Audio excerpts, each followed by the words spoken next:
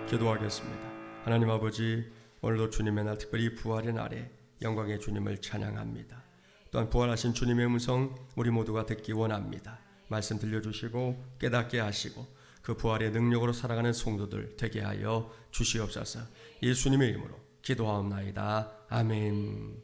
서로 축복하겠습니다. 십자가를 지고 부활의 길로 나아갑시다.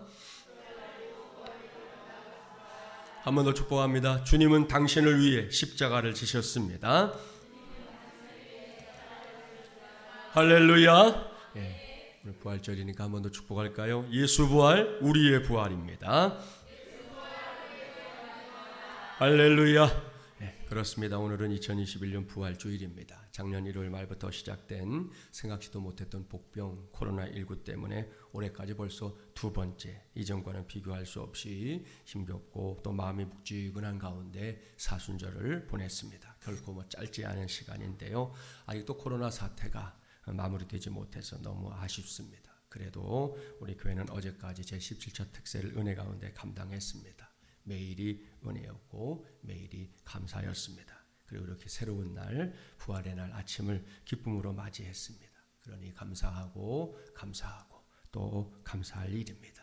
방금 말씀드린 대로 2021년 4월 14일 현재 지금은 여전히 어려운 때입니다. 맞습니다. 힘에 겨운 사람들이 곳곳에서 쓰러지고 있습니다. 세상만 그런 게 아니죠. 교회들도 코로나19라는 이 카운터 펀치에 맞아서 휘청거리고 있는 시대이기도 합니다. 그것도 맞습니다. 그럼에도 불구하고 설사 그런 상황들이 계속해서 이어진다 해도 그야말로 하늘이 두 쪽 나도 예수 그리스도께서 부활하셨다 하는 사실만큼은 결코 변할 수 없는, 희석될 수 없는 불변의 가치인 줄 믿습니다. 이것이 분명하고 확실하기 때문에 저는 오늘을 무조건의 날로 선포하는 바입니다. 어제 새벽에도 말씀드렸는데요. 우리 주님 예수 그리스도께서 무덤의 권세를 깨뜨리고 부활하신 걸 기념하는 부활절이 어떤 날이다? 우리의 감정, 느낌, 상황, 기타 등등과 상관없이 무조건 기뻐해야 하는 날이다. 그랬습니다. 예, 옳습니다. 불필요하게 묻지도 따지지도 마십시오. 오늘은 그냥 무조건 기뻐해야 합니다. 무조건 감사해야 합니다. 무조건 살맛나게 살아야 합니다. 이것이 다른 날이 아닌 이 부활주일이 우리 모두에게 안겨주는 위대한 축복입니다. 김진철 목사가 어제 경고했습니다. 오늘 인상 쓰고 다니거나 이마에 내천자 쓰고 다니면 김진철 목사가 쫓아가서 그 인상을, 그 내천자를 꼭 펴주겠다 그랬습니다. 여러분, 제가 말만 하는 목사가 아니라는 거 그 정도는 아시죠? 제가 꼭 그렇게 하려고 하니까요. 여러분의 목사를 번거롭게 하지 말아주기 바랍니다. 이를 명심하면서 한 번 더 축복하겠습니다. 예수 부활 무조건 기뻐합시다. 무조건 감사합시다. 무조건 살맛나게 삽시다. 할렐루야. 이렇게 기쁘고 감사하고 살맛나는 오늘 십자가를 지고 부활의 길로 다섯 번째 시간입니다. 오늘은 제로 곱하기 제2는 153이라는 제목으로 하나님의 말씀을 전하도록 하겠습니다. 오늘 봉독했던 말씀 여러분이 잘 알고 있는 말씀일 거예요. 2000년 전 지난 금요일에 예수님은 십자가 위에 높이 달려 돌아가셨습니다. 그리고 이제 어제는 아리마대 사람 요셉이 자신을 위해 준비해 두었던 돌무덤 속에 예수님의 시신이 장사 지낸 바 된 시간입니다. 그리고 드디어 오늘 새벽이었습니다. 오늘도 우리가 한 목소리로 고백했던 이 사도신경의 고백처럼 장사된 지 사흘 만에 우리 예수님 사망과 사탄과 또한 무덤의 권세를 한 방에 깨뜨리시고 부활하셨습니다. 믿습니까? 할렐루야. 그렇습니다. 바로 그 아멘과 함께 우리 모두는 믿음으로 오늘 이 부활의 날을 기다렸습니다. 코로나19에 의해 묻혀버린 시간들을 생각해 보면 그 어느 해보다 더 간절한 마음으로 이 날을 기다렸다 이렇게 말해도 과언이 아닙니다. 물론 어제도 우리가 사는 세상 속에서는 가진 일들이 다 일어났습니다. 여전히 코로나19 문제를 비롯해서 복잡다단한 세상이고요. 보궐선거까지 겹쳐서 아주 요란스러운 세상입니다. 하지만 아시죠? 그렇다고 해서 우리의 신앙이 연약해진다, 얇아진다, 별 볼 일 없어진다, 이건 눈꽃만큼도 용납할 수 없는 일인 줄 믿습니다. 그런데 오늘 주신 말씀에 등장하는 예수님의 제자들은 좀 달랐습니다. 아니, 많이 달랐습니다. 이 말씀은 이미 예수님께서 부활하신 이후의 기록입니다. 오늘 우리가 경험하고 있는 일이 이미 일어나 버린 뒤라는 말씀입니다. 바로 그 시점을 떠올리면서 오늘 우리가 가봐야 할 곳 다른 곳이 아닌 갈릴리 호수입니다. 본문에서는 디베랴 이렇게 소개하고 있는데요. 이것이 바로 우리가 잘 알고 있는 갈릴리 호수입니다. 이 말씀에 기록된 그때 그곳에서 어떤 일이 벌어지고 있었는데요. 그 일이 뭔지 이제부터 관심을 가지고 함께 살펴보도록 하겠습니다. 본문 1절부터 3절까지의 말씀 저와 여러분이 한 절씩 교독해 볼게요. 1절 제가 봉독합니다. 그 후에 예수께서 디베랴 호수에서 또 제자들에게 자기를 나타내셨으니 나타내신 일은 이러하니라.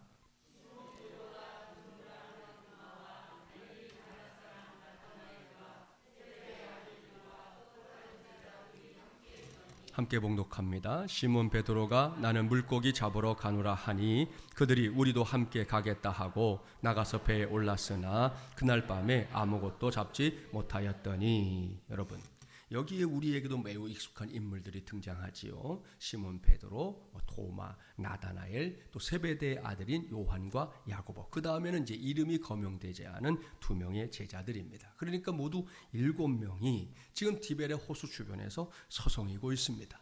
이들은 예수님께서 부활하셨다는 소식을 이미 들은 사람들입니다. 그것도 아주 확실하게 들었습니다. 그랬는데도 그게 영 믿기지 않는 거예요.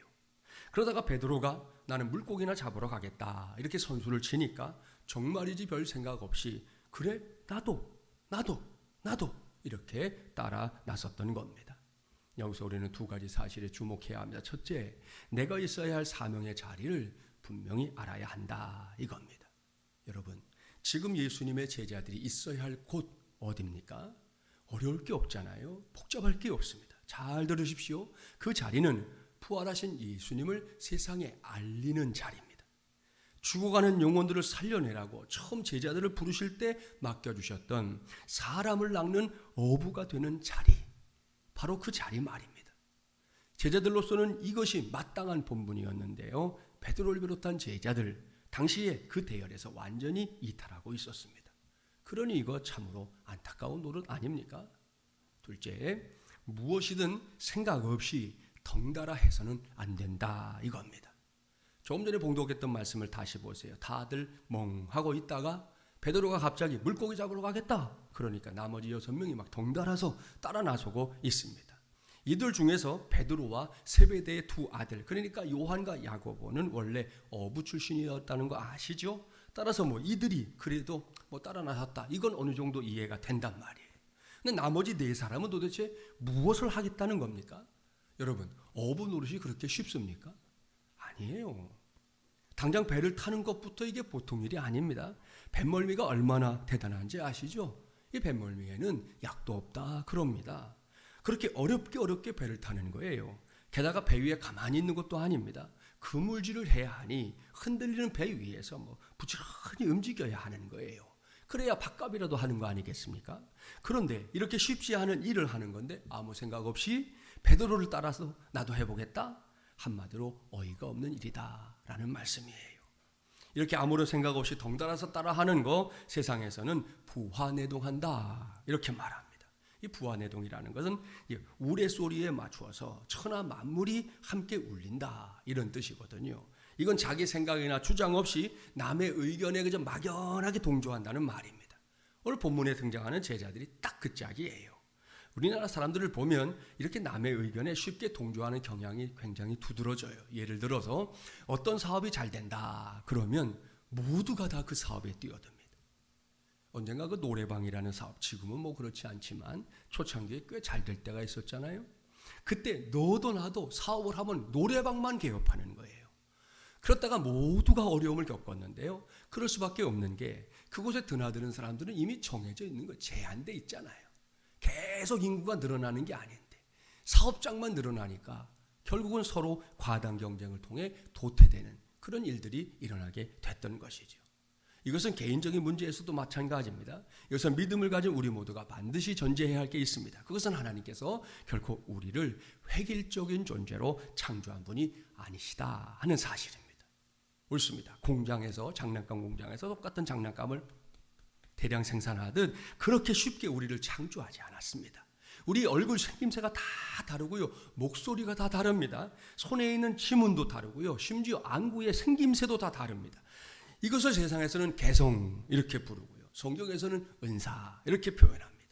이것이 하나님께서 인생들에게 베푸신 놀랍고도 크신 은혜입니다. 그런데 왜 획일화를 추구합니까? 왜 걸핏하면 비교 의식을 통해 자신의 유일한 가치를 형편없는 것으로 만드는지 모를 일입니다. 언젠가부터 우리나라가 성형공화국 이런 별명까지 얻게 됐는데요. 이 말 그대로 성형수술 열풍은 이러한 세태를 보여주는 대표적인 사건이에요. 물론 우리 중에는 부득불 성형이 필요한 사람 있습니다. 예를 들어서 눈썹이 자꾸 눈동자를 찌른다. 그럴 땐 얼마든지 손을 대야죠. 그것 때문에 또 시력에 문제가 생기고 향후 살아가는 삶의 질에도 문제가 생기니까 말입니다. 그 외에 또 외모 때문에 정말로 삶의 질이 떨어지는 문제가 있다? 그걸 성형으로 해결할 수 있다? 그렇다면 그런 정도까지는 우리가 이해할 수 있단 말입니다. 문제는 이게 진도를 너무 많이 나갈 때가 왕왕 있다 이거예요. 여기서 아주 최근에 전해진 따끈따끈한 소식 하나 알려드릴까요? 최근에 하나님께서 오늘 성경에 나오는 베드로에게 맡겨주셨던 천국문의 열쇠를 걷어들이시고 조기 은퇴시켰다 하는 천국 보도가 있었습니다. 무슨 일이냐? 우리나라 사람들 때문이라는 거예요. 왜? 얼굴은 V라인, 몸매는 S라인. 사람마다 그렇게 끝내주게 성형을 했기 때문에 베드로가 도무지 누가 누군지를 알아보지 못해서 더 이상 그 일을 맡길 수 없었다는 거예요.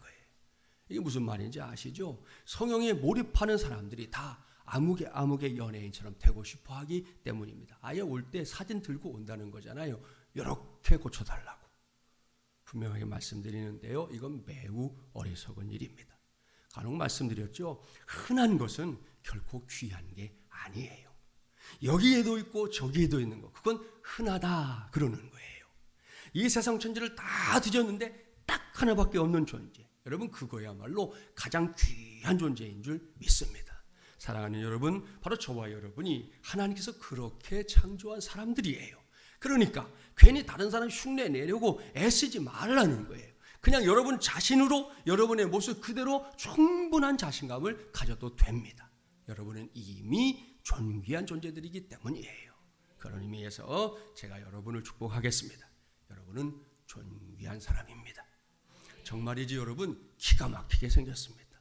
여러분 생긴 게 얼마나 기가 막히게 생겼는지 아세요? 제가 목회하면서 제일 감사한 게 그거잖아요. 다 똑같이 생기면 박현영 집사님인지 이다경 집사님인지 배수환 집사님 제가 어떻게 구분하겠어요? 다 다르게 생겼으니까 구분하잖아요. 목회자가 그거부터 해야 여러분 심각하게 목회할 수 있다 그러면 어떻게 목회하겠어요? 2021년 부활주일인 오늘 이걸 반드시 기억해야 합니다. 그러면 불필요하게 덩달아 뛰어다니는 일, 부안해동하는 일도 없게 됩니다. 어디를 가든 무엇을 하든 저와 여러분 한 사람 한 사람의 존재 자체로 승부를 거는 일이 가능해질 줄 믿습니다. 그 어느 해와도 비교해봐도 매우 어려운 시절 속에서 맞이한 2021년 부활의 계절인데요. 이 계절을 반드시 이렇게 살아내는 저와 여러분이 되기를 주님의 이름으로 축복합니다. 자, 본문으로 돌아가 보지요. 자신들의 사명이 무엇인지도 모르고 자신들이 해야 할 게 뭔지도 모르고 부안해동하고 있는 제자들에게 당장 들이닥친 일이 있었습니다. 그건 밤이 새도록 베드로와 함께 그물질했지만 그 그물이 번번이 빈 그물이었다는 겁니다. 본문은 말씀합니다. 그날 밤에 아무것도 잡지 못하였더니 그랬습니다. 보십시오. 이런 걸 두고 허탕 그러잖아요. 나름대로 뭔가를 해보겠다고 땀 흘리며 그물질 했는데 아무것도 잡을 수 없었다는 겁니다. 그러니 나름 이 베테랑 어부라는 자부심을 갖고 있었던 베드로는 물론이고 제자들 얼마나 황망했겠습니까? 여러분 세상에서 제일 힘든 일이 뭔지 아세요? 힘든 일이 아니에요. 헛된 일이라고 느껴지는 게 제일 힘든 거예요. 힘든 일은 열심히 하면 돼요. 근데 헛된 일은 열심히 했는데 아무것도 없을 때 그것처럼 사람의 마음이 낙심되는 일이 없거든요. 딱 그 짝이란 말입니다. 바로 그때입니다. 나름대로 땀도 흘리고 노력도 해보고 애써봤지만 아무것도 할 수 없었던 바로 그때 말입니다. 그때 부활하신 예수님께서 제자들의 눈앞에 나타나셨습니다. 본문 4절부터 6절 이번에도 한 절씩 교독해 봅니다. 4절 제가 읽습니다. 날이 새어갈 때에 예수께서 바닷가에 서셨으나 제자들이 예수이신 줄 알지 못하는지라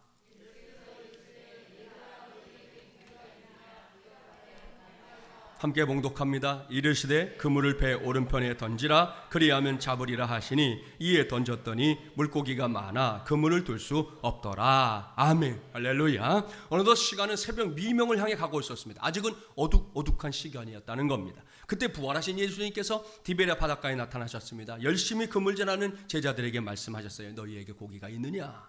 그때 제자들이 이구동성으로 말하죠. 없습니다. 그래서 예수님이 다시 말씀하십니다. 그물을 배 오른편에 던지라 그리하면 잡으리라.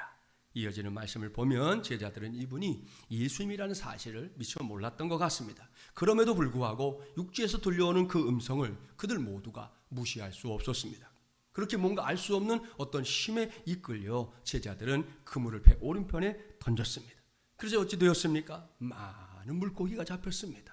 그 정도가 어느 정도라고요? 그물을 들어 올릴 수가 없을 지경이다 그랬습니다. 할렐루야. 여러분, 2021년 부활주일인 오늘 이 순간을 기억하십시오.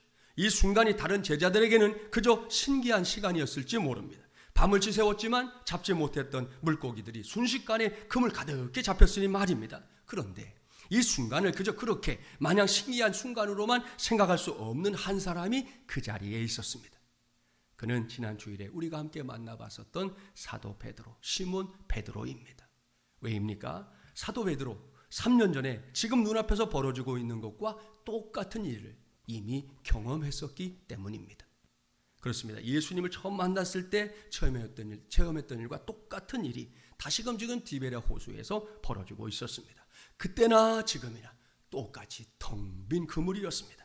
그야말로 아무것도 없었습니다. 그렇게 빈 그물은 낙심의 대명사입니다. 절망의 대명사입니다. 무능의 대명사입니다. 모든 걸 포기하고 돌아서는 것 외에는 할 수 있는 게 없는 거예요. 그런데 바로 그곳에 부활하신 예수님께서 찾아오셨습니다. 그리고 말씀하십니다. 그물을 배 오른편에 던지라.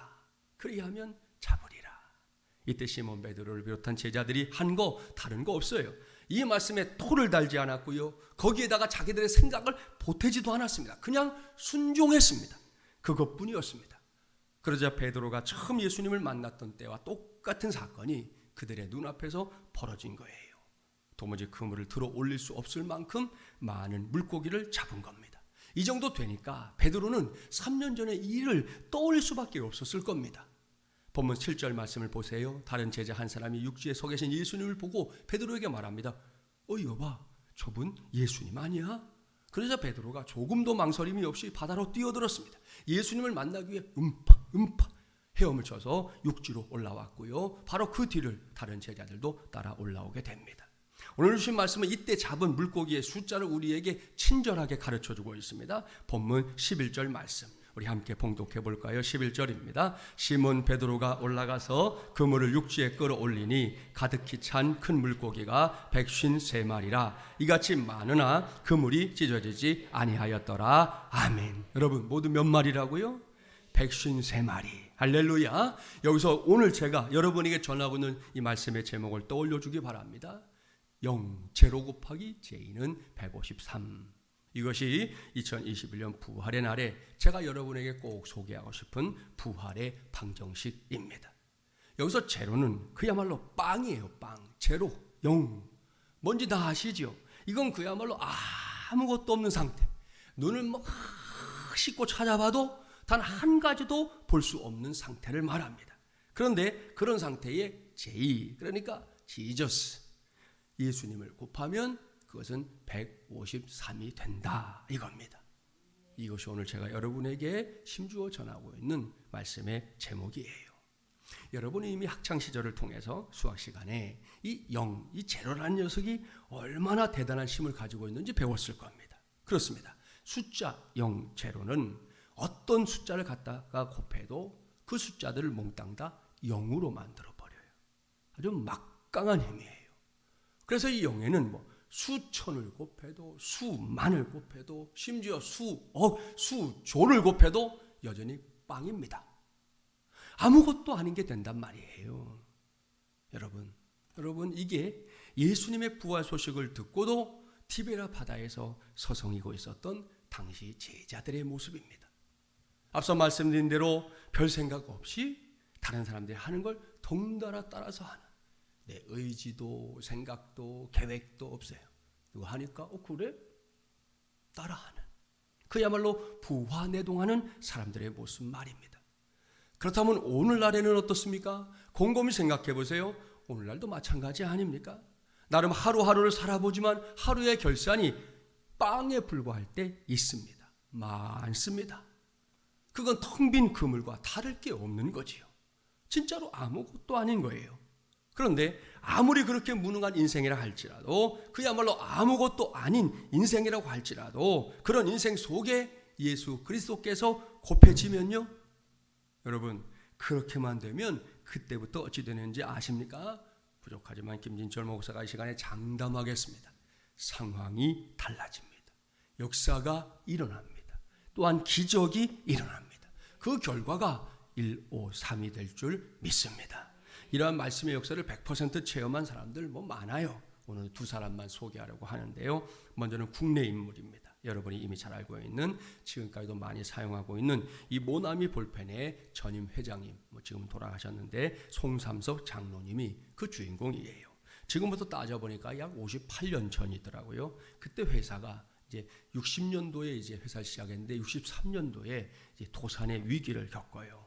이때 송 장로님이 기도원에 올라가서 기도하게 됐는데 회개할 게 그렇게 많다라는 거예요. 제일 먼저 성수질하지 못한 걸 회개했습니다. 또한 돈을 많이 벌어놓고도 11조를 떼먹은 걸 회개했습니다. 아울러 새벽 기도를 하지 않은 걸 회개했습니다. 그렇게 이것저것 회개를 하는 와중에 붙잡게 된 말씀이 바로 오늘의 본문이었어요. 153이라고 하는 숫자에 사로잡힌 장로님, 이 숫자를 새겨놓은 볼펜을 만들게 됐고요. 그 당시에 하나님께 기도하기를, 하나님, 제가 이제 이 볼펜을 하나님 주신 은혜로 만듭니다.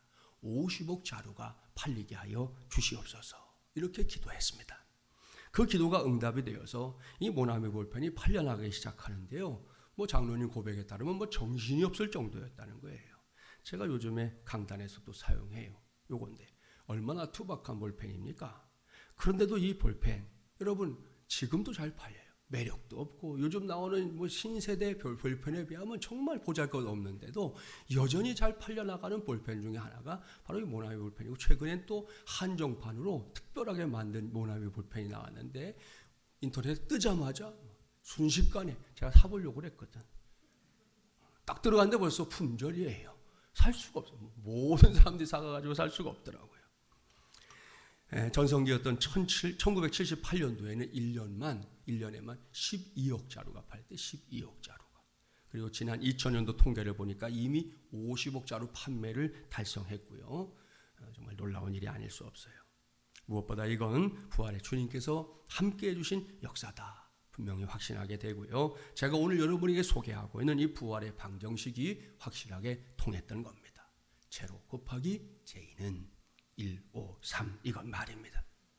두 번째로 소개할 인물은 이제 국외의 인물입니다. 그래서 부득불 동영상으로 준비했는데요. 이제부터 제가 여러분에게 소개하는 사람은 우리 교회가 개척하고 나서 처음으로 감당했던 전도축제 2011 예수사랑 축제 시간에 우리 성도들과 당시 전도대에서 우리 교회에 왔던 사람들에게 보여줬던 사람입니다. 그 사람을 먼저 우리 동영상을 통해 소개하고 나서 말씀을 이어가겠습니다. 함께 보겠습니다.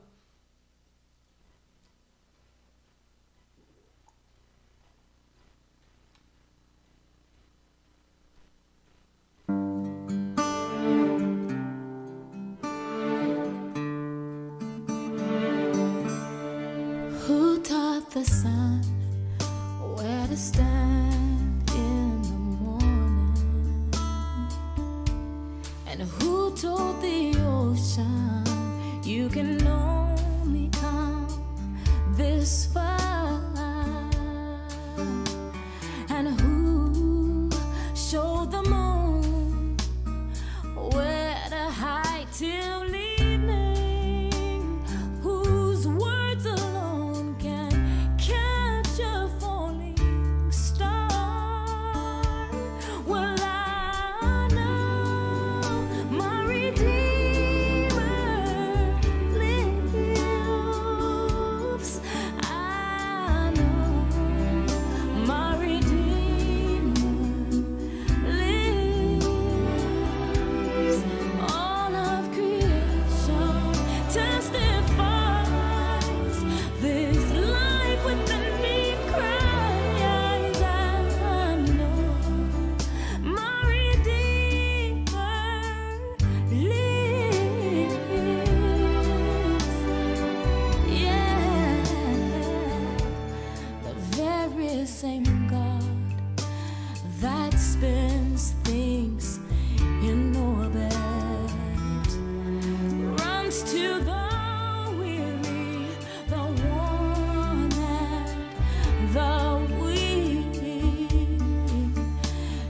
same gentle hands that hold me when I'm broken. They conquer death to bring me victory. Now I know my Redeemer lives. I know my Redeemer lives. Let all creation testify. Let this life with the lead cry. I know my Redeemer. He lives to take away my shame, and He lives forever. I'll proclaim that the payment for my sin was the precious life He gave. But now He's alive, and there's an empty grave.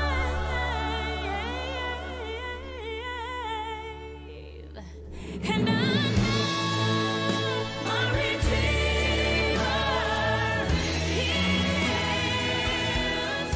I know my Redeemer lives. Let all creation testify. Let this life with the lead cry. I know my Redeemer. I know my Redeemer. I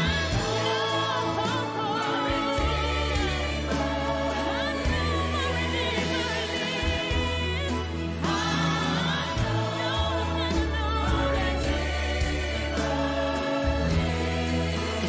I know my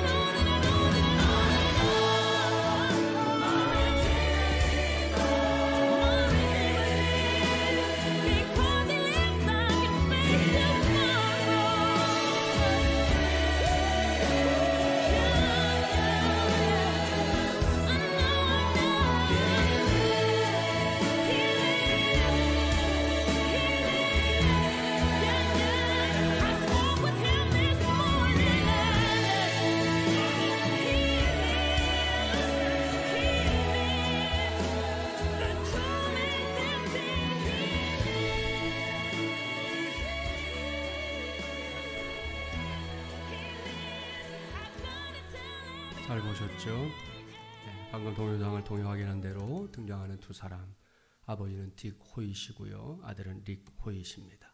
뇌성마비의 경련성 전신마비를 가진 아들을 위해 저렇게 평생을 달리고 달렸던 아버지가 딕 호잇입니다. 이들 부자의 사연이 전 세계에 알려지고 나서 무수한 사람들이 이들의 삶을 통해 감동을 받았고요, 또 잃어버렸던 삶의 이유를 발견하기도 했습니다.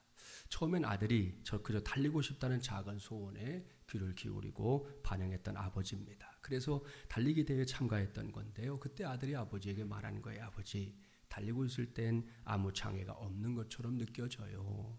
이 말 한마디가 아버지에게 이 철인 3종 경기까지 도전하게 만들었습니다. 릭은 아까 봤던 컴퓨터를 이용해서 자신의 아버지를 가리켜 내 날개 아래를 받쳐주는 바람이다, 이렇게 고백했는데요, 저는 이 아버지의 모습에서 하나님을, 그것도 오늘 제가 전하고 있는 제로 곱하기 j2는 153이라는 부활의 방정식으로 역사하시는 하나님을 볼 수 있었습니다. 이건 아들인 릭의 고백이기도 했습니다. 그는 아버지가 없었다면 자신의 인생이야말로 제로 빵이었다 고백합니다. 이걸 알았던 아버지 딕, 오로지 아들의 이 날개를 받쳐주기 위해서 70세가 넘는 나이까지 함께 달리고 또 달렸습니다.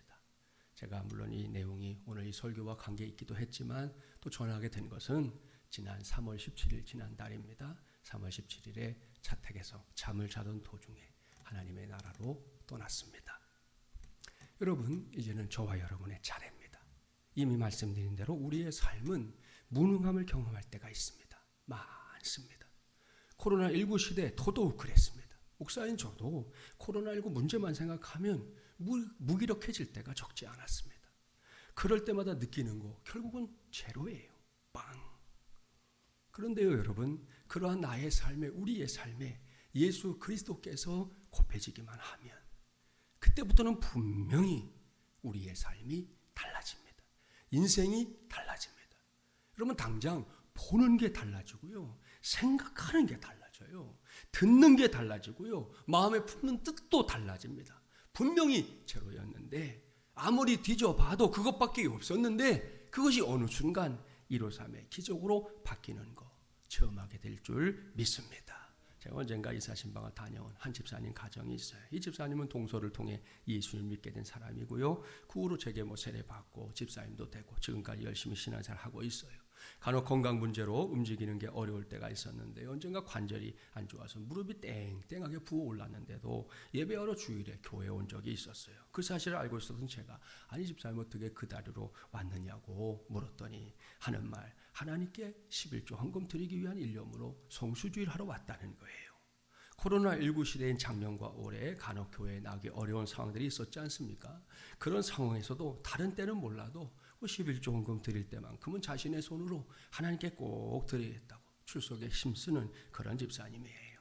그런 마음을 담임 목사님 제가 모를 리 있겠습니까? 지금도 그 집사님을 보면 늘 감동이 되는데요. 바로 그 집사님이 이사해서 신방을 간 거예요. 그때 신방용 상위에 펼쳐져 있었던 성경책을 집사님이 이렇게 어루만지면서 이런 고백했어요. 목사님, 성경 읽을 때마다 저는 예수를 믿고 살고 있다는 게 얼마나 기쁜지 모릅니다.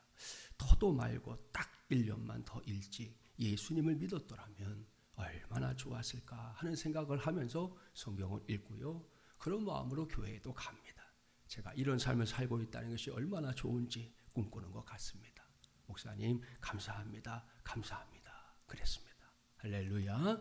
여러분, 당시의 이 고백, 저의 신금을 다시금 울렸습니다. 저는 이런 삶이야말로 제로 곱하기 j-는 153이라는 이 부활의 방정식이 입증되는 삶이다, 그렇게 믿습니다. 이제는 정말로 우리 차례입니다. 오늘 말씀을 시작하면서 선포했던 대로 오늘은 2021년 부활주일입니다. 그리고 부활주일은 제가 무조건의 날이다 그랬습니다. 그 신앙으로 내 자신이 놓여있는 상황들을 한번 이렇게 살펴봅시다. 저와 여러분이 볼 때 정말이지 아무것도 남는 게 없는 것 같은 상황들, 도무지 내가 할 수 있는 것이라고는 아무것도 없는 것 같은 상황들, 나름대로 노력했지만 여전히 남는 건 제로인 상황들이 있을 건데요, 오늘 이 시간을 통해 부활의 방정식을 배운 우리 모두는 그 속에 그냥 묻혀버리면 안 됩니다. 그때 우리가 꼭 해야 할 일, 그것은 부활하신 우리 주님 예수님을 그 상황 속에서도 만나는 것입니다. 그런 상황 속에서도 우리를 결코 떠나지 않는 부활의 주님을 찾고 또 찾아야 한다는 말씀이에요. 그렇습니다. 이건 선택이 아니라 필수입니다. 필요하다면 목청을 높여서라도 찾고 찾아야 한다는 말씀입니다. 그러면 우리는 시몬 베드로를 비롯한 제자들이, 그 수많은 우리 믿음의 선배들이 체험했던 제로 곱하기 j-는 153이라고 하는 이 부활의 방정식을 이제는 나의 삶 속에서, 우리의 삶 속에서 체험하며 살게 될 줄 믿습니다. 이러한 믿음으로 어느 때보다 더 버겁고 힘든 요즘 이 놀라운 부활의 방정식을 나의 삶 속에서 현실로 체험하며 살아가는 저와 여러분, 우리 모두가 되기를 주님의 이름으로 간절히 축원합니다. 기도합시다. 전능하시고 자비로우신 하나님 아버지, 오늘 2021년 부활주일을 하나님의 은혜 가운데 맞이하게 하시니 감사합니다.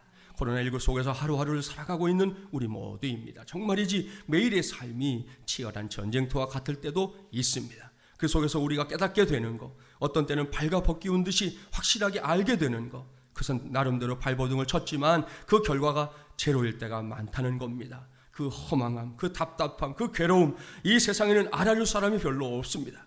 그런 우리에게 오늘 친히 말씀을 주시니 감사합니다. 오늘 우리가 성경을 통해 배운 확실한 부활의 방정식, 제로 곱하기 j-는 153이라는 이 방정식을 이제는 남의 것이 아닌 나의 것, 우리의 것, 또한 우리 교회의 것으로 삼게 하여 주시옵소서. 당장 내일도 우리에게는 어떤 날이 펼쳐질지 알 수 없습니다. 그래도 우리 인생의 변수가 제로인 내게 달려있는 것이 아니라 그 제로를 분명하게, 확실하게, 명백하게 153으로 바꿀 수 있는 지저스, 우리 예수님께 달려있음을 깨닫게 하여 주시옵소서. 그래서 우리 모두가 제로 곱하기 j-는 153이라는 부활의 방정식을 삶의 자리 곳곳에서 체험하며 살게 하여 주시옵소서. 이 모든 말씀 부활의 첫 열매가 되어주시는 우리 주 예수 그리스도의 이름으로 기도하옵나이다. 지금 이 땅에 오셔서 우리의 모든 죄 대신 지시고 우리의 구세주가 되어주신 우리 주 예수 그리스도의 은혜와 그 아들 부활시키셔서 우리에게 부활의 소망을 붙잡게 하시는 전능하신 우리 하나님 아버지의 놀랍고도 만극하신 사랑하심도 성령님의 감화, 감동, 교통, 인도하심의 역사가 어렵고 힘든 세상, 코로나19 세상이지만 여전히 주의 말씀을 붙잡고 다시금 세상을 향해 나아가는 하나님에 의한 종들과 주의 몸된 교회, 이민족과 열방 가운데 온 땅에 부활의 소식이 전해지는 곳곳마다 함께 하시기를 간절히 축원하옵나이다. 아멘.